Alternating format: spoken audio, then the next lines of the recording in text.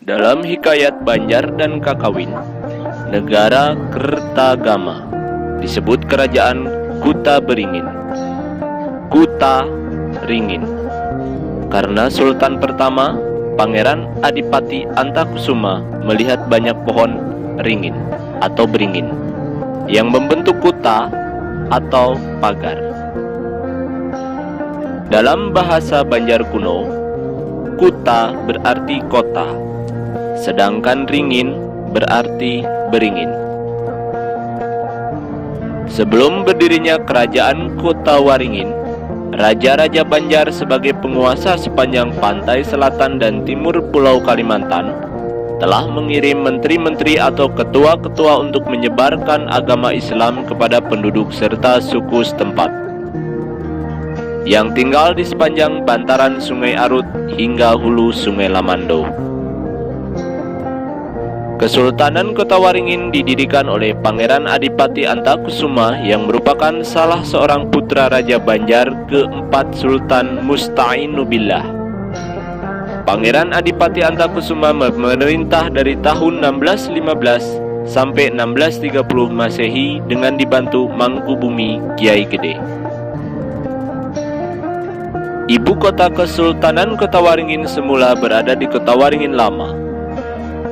Disitulah Pangeran Adipati Antakusuma mendirikan istana Kesultanan Kota Waringin dengan nama Astana Al-Nursari. Kemudian pada masa pemerintahan Sultan Imanuddin, tahun 1814, ibu kota Kesultanan dipindahkan dari Kota Waringin Lama ke Pangkalan Bun. Sultan Imanuddin mendirikan sebuah istana yang diberi nama Astana Indrasari yang lebih populer kini disebut Istana Kuning sebagai pusat pemerintahan. Sebelumnya Sultan Imanuddin mencari lokasi yang strategis dan cocok untuk membangun istana yang baru.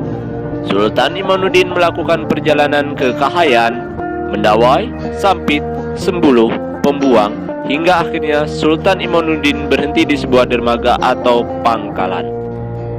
Beliau bertanya, "Pongkalan, siapa ini?" Dijawab orang yang ada di situ, "Pongkalan ini kepunyaan si Buun." Buun adalah nama orang dari suku Dayak. Rumah milik Buun berada di muara Sungai Arut. Akhirnya Sultan Imanuddin menanamkan tempat yang dia singgahi tersebut dengan nama Pongkalan Buun. Sekarang jadi Pangkalan Bun. Sultan Imanuddin mengatakan, siapapun saja bisa datang dan tinggal di sini, tapi harus bisa beradaptasi dan menyesuaikan diri. Hal tersebut dinyatakan dalam sebuah amanah yang berbunyi, "Kudirikan negeri Sukabumi Kuta Ringin Baru, Pangkalan Buun, untuk anak-anakku, cucu-cucuku, keturunanku, dan orang-orang yang mau berdiam di negeriku dalam pangkuan Kesultanan Kuta Ringin." Setelah Sultan Imanuddin wafat, digantikan oleh Dipati Gading. Setelah Dipati Gading wafat, digantikan oleh Pangeran Panembahan Anum yang memerintah dari tahun 1655 sampai 1682. Sultan Kota Waringin yang keempat adalah Pangeran Prabu yang memerintah dari tahun 1682 sampai 1699 Masehi dengan Mangkubumi, Pangeran Dira. Setelah Pangeran Prabu wafat, digantikan oleh Pangeran Dipati Tuha yang memerintah dari tahun 1699 sampai 1711 Masehi dengan Mangkubumi, Pangeran Cakra. Sultan Kota Waringin yang keenam adalah Pangeran Penghulu yang memerintah tahun 1711 sampai 1727 Masehi. Seluruh sultan, mulai sultan kedua hingga sultan keenam, dimakamkan di Kota Waringin Lama. Sultan Kota Waringin yang ketujuh adalah Pangeran Ratu Bengawan yang memerintah dari tahun 1727 sampai 1761 Masehi.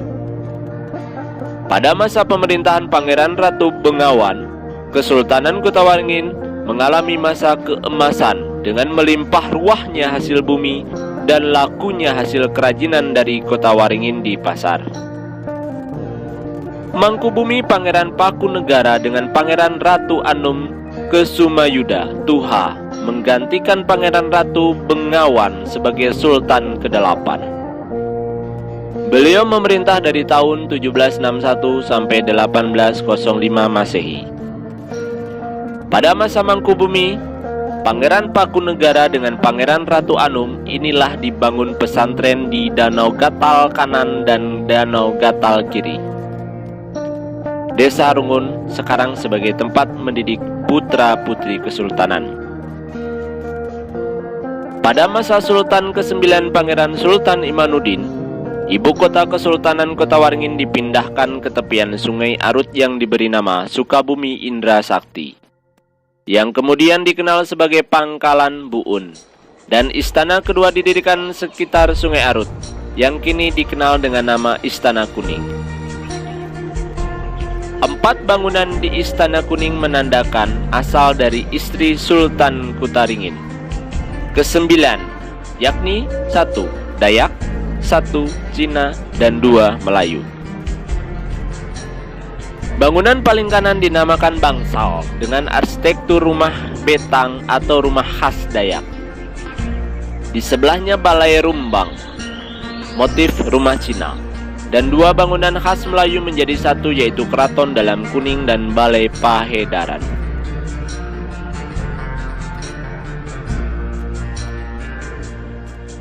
Dua istri Sultan Imanuddin dari Melayu, keratonnya di Dalam Kuning, ini yang paling disukai Sultan.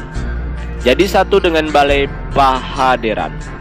Balai Pahaderan terlihat lebih menyerupai aula, sementara Keraton Dalam Kuning dulunya adalah tempat tinggal raja. Saat ini di dalam keraton hanya berisi barang-barang sisa peninggalan kesultanan. Di tengah-tengah terdapat kain bercorak kuning hijau yang ada tombak-tombak, guci, lukisan, wajah raja-raja kesultanan dari yang pertama hingga saat ini yang ke-15. Dan juga replika kereta kencana terparkir di dalamnya. Tahun 1949, Kerajaan Kota Waringin bergabung dengan NKRI. Namun karena pihak Belanda masih ingin kembali menjajah, Raja ke-14 Kota Waringin Pangeran Kusuma Anum Alamsyah bersama istri dan anak-anaknya berangkat ke Surakarta. Pangeran Kusuma Anum Alamsyah menghadap Bung Karno di Pendopo Agung Yogyakarta yang waktu itu ibu kota negara. Pangeran Kusuma Anum Alamsyah menyatakan tekadnya mendukung NKRI dengan menyatukan sistem pemerintahan Kesultanan Kota Waringin bergabung dalam wilayah NKRI. Presiden Soekarno mengangkat Pangeran Kusuma Anum Alamsyah menjadi Wedana di daerah Sukoharjo, Kerasidenan Surakarta. Bung Karno berjanji akan mengembalikan Pangeran Kusuma Anum Alamsyah ke daerah asalnya dan Kota Waringin akan mendapat status daerah istimewa seperti DIY, Daerah Istimewa Yogyakarta, dengan sebutan Swaparaja Kota Waringin. Namun hingga Soekarno lengser, janji tersebut tak pernah terwujud. Pangeran Kusuma Anum Alamsyah memiliki beberapa orang anak, di antaranya putra kembar yang bernama Pangeran Alidin Sukma Alamsyah dan Pangeran Muaz Jidin Shah. Pangeran Alidin Sukma Alamsyah dinobatkan jadi Sultan ke-15 Kerajaan Kota Waringin tahun 2010. Adik kandung sekaligus saudara kembar Pangeran Alidin Sukma Alamsyah, Pangeran Muaz Jidin Shah, kembali pulang ke Pangkalan Bun dari Solo usai Istana Kuning terbakar pada tahun 1986. Hingga kini, ia tinggal di rumah yang berada tepat di sebelah Istana Kuning. Kebakaran tersebut kabarnya dilakukan oleh seorang wanita yang hilang akal bernama Draya. Peristiwa tersebut menghanguskan seluruh bangunan Istana Kuning berikut isinya. Pemugaran baru dilakukan pada tahun 2000, tentu bangunannya sudah tidak sama seperti dulu. Istana tua ini mulai difungsikan untuk kegiatan pariwisata dan perkantoran dengan tujuan mengakrabkan istana dengan masyarakat setempat. Kami memang sudah nggak punya apa-apa gara-gara kebakaran itu. Beda dengan Kerajaan Jogja yang masih punya banyak aset. Tapi yang penting tanamkan rasa ikut memiliki, saling menjaga seperti falsafah Adipati Raden Arjo. ujar Pangeran Mu'azzidin Shah. Di dalam istana ini hampir tak ada isinya. Ukuran bangunan-bangunannya yang besar dan luas semakin menambah kesan kosong istana tersebut. Akan tetapi, Anda masih dapat dilihat sejumlah lukisan raja-raja terdahulu yang berderet rapih di salah satu pojok ruangan. Terdapat pula berbagai peninggalan bersejarah berupa perabotan senjata tradisional serta sebuah kereta kencana yang biasa digunakan keluarga kerajaan zaman dulu untuk berkeliling.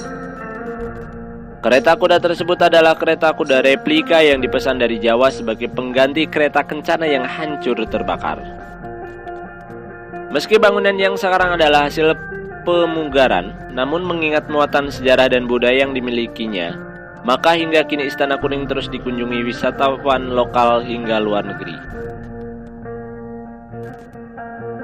Pangeran Mu'azzidin Shah biasa dipanggil Ama oleh masyarakat Kota Waringin Barat, oleh pihak-pihak birokrasi sendiri. Ama juga sangat dihormati. Pangeran Ama diajak bergabung dengan tim sukses Ujang Iskandar saat dulu maju sebagai Bupati Kobar di periode pertama. Meskipun sang kakak yang menjabat sebagai Sultan ke-15 Kota Waringin, namun sosok Pangeran Ama sendiri di Kobar dan wilayah Kalteng cukup punya peran. Ama dianggap sebagai tokoh daerah. Hampir seluruh masyarakat sekitar menjadikan Pangeran Ama sebagai panutan. Pria yang pembawaannya santai ini dianggap berjasa di Kobar karena dapat merangkul suku-suku yang berselisih di wilayahnya. Berkata Ama, kerusuhan yang melibatkan pertikaian antara suku Dayak dengan suku Madura tidak jadi pecah seperti yang terjadi di Sampit. Konflik kedua kubu bisa diredam dan diminimalisir. Meski sesekali mengkritisi pemerintahan, Ama terlihat tetap rendah hati. Usia Ama memang sudah tak muda lagi, namun semangatnya membela kebenaran menular kepada setiap orang yang berbincang dengannya.